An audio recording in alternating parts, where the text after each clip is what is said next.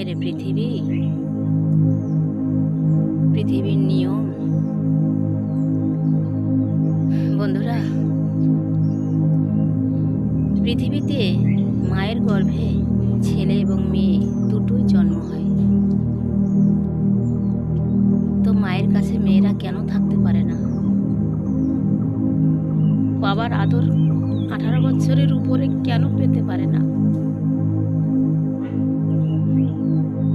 মেয়েরা কি এত পাপ করেছে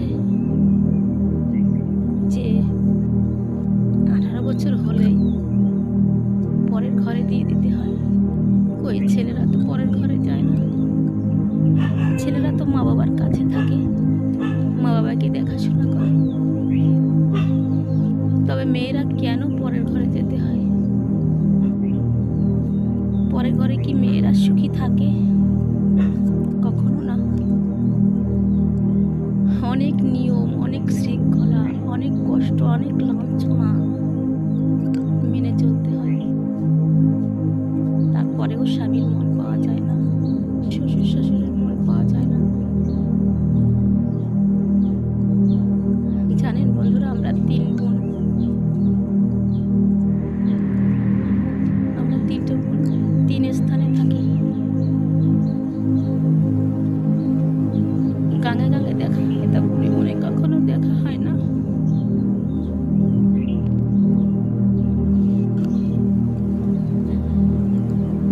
কেন বন্ধুরা, কেন মনে মনে দেখা হয় না? আমার বড় বোনটা খুব ভালো, মেজো বোনটা খুব ভালো।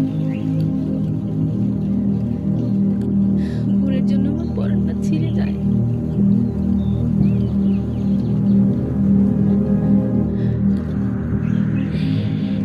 ভবিতব্য এই কি মেয়েদের কপাল?